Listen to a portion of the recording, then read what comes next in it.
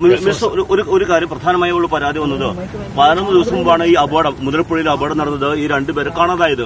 പക്ഷെ പിറ്റേ ദിവസം ഉച്ചയ്ക്ക് 2 മണിക്ക് ശേഷമാണ് ഏതും തെരച്ചിൽ നടന്നതെന്നാണ് നാട്ടുകാർ പറയുന്നത്. മാത്രമല്ല അവർ രാവിലെ ഈ നാട്ടുകാരും ഈ കാണാതായുടെ ബന്ധുക്കളെല്ലാം തന്നെ റോഡ് ഉപരോധിക്കുകയും ആ പോലീസ് സ്റ്റേഷൻ ഉപരോധിക്കുകയും എല്ലാം ചെയ്തതിനു ശേഷം ഉച്ചയ്ക്ക് 2 മണിക്ക് ശേഷമാണ് ആദ്യമായിട്ട് തെരച്ചിൽ തുടങ്ങിയത്. വിലപ്പെട്ട 15 മണിക്കൂറോളം നഷ്ടപ്പെട്ടു. അതാണ് പ്രധാനമായി സംഭവം ഉണ്ടായപ്പോൾ തന്നെ MLA രമ്യ ഹരിദാസ് വിളിച്ചു.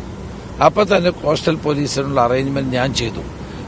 അതോടൊപ്പം തന്നെ ഫിഷറീസ് മിനിസ്റ്റർ തന്നെ മുൻകൈ എടുത്ത് കോസ്റ്റ് ഗാർഡിനെ കൊണ്ടുവരാനുള്ള നടപടികൾ. ഈ കോസ്റ്റ് ഗാർഡിന്റെ പ്രശ്നം എന്താണെന്ന് വെച്ചാൽ ബോംബെയിൽ നിന്ന് അനുവാദം വേണം. അതിന് കുറച്ച് സമയമെടുക്കും. അതൊക്കെ മാറ്റേണ്ട സമയം കഴിഞ്ഞിരിക്കുകയാണ്.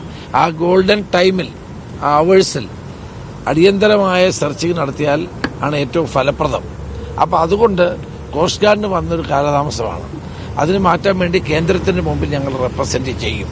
ഇനിയൊരു അപകടമുണ്ടായാൽ എത്രയും പെട്ടെന്ന് ആ ഗോൾഡൻ അവേഴ്സിൽ തന്നെ സെർച്ചിങ് നടത്താനുള്ള സംവിധാനം ഉണ്ടാക്കും.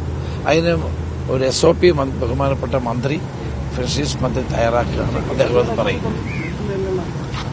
മുതലപ്പുഴയിലെ വിഷയം ഞാൻ നേരത്തെ സന്ദർശിക്കുകയും അത് ജൂലൈയിൽ നമ്മൾ CWPRSന്റെ ടീം വരികയും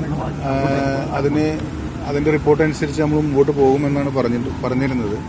അപ്പോൾ CWPRSന്റെ ടീം ജൂലൈയിൽ ഇവിടെ വന്നു.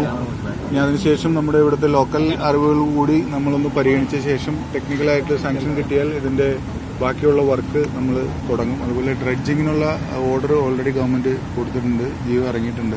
ഉടനെ തന്നെ അത് ആരംഭിക്കുകയും ചെയ്യും. ഡ്രഡ്ജിങ് ആരംഭിക്കുകയും ചെയ്യും. പിന്നെ സെർച്ചിന്റെ കാര്യത്തിൽ രാവിലെ 7 മണി മുതൽ തന്നെ MLA ഇവിടെ ഉണ്ട്. സെർച്ചിന് വേണ്ടിയുള്ള എല്ലാ അറേഞ്ച്മെന്റ്സും ചെയ്തിട്ടുണ്ടായിരുന്നു. രാവിലെ തന്നെ 3 സ്ഥലങ്ങളിൽ ഇവിടെയും മറ്റുള്ള സ്ഥലങ്ങളിലും ഒരേ സമയം തന്നെ സെർച്ച് ആരംഭിക്കാൻ സാധിച്ചിട്ടുണ്ടായിരുന്നു. തീർച്ചയായിട്ടും ഇനിയൊരു അപകടം ഉണ്ടാകാതിരിക്കുക എന്നുള്ളതാണ് ഞങ്ങൾ ആലോചിക്കുന്നത്. SOPയെ പറ്റി ഇവിടെ സൂചിപ്പിച്ചു. SOP ഗവൺമെന്റ് ഡിപ്പാർട്ട്മെന്റ് അത് പരിഗണിക്കുന്നുണ്ട്. ഉടനെ 2 ആഴ്ചക്കുള്ളിൽ SOP റെഡിയായി.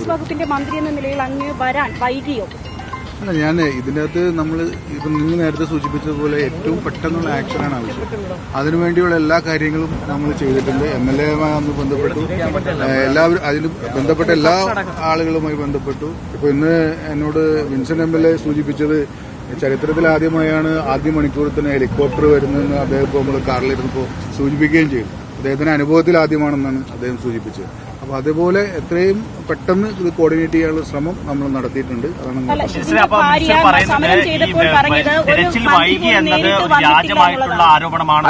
അങ്ങനെയല്ല, തെരച്ചിൽ വൈകി എന്നുള്ളതല്ല.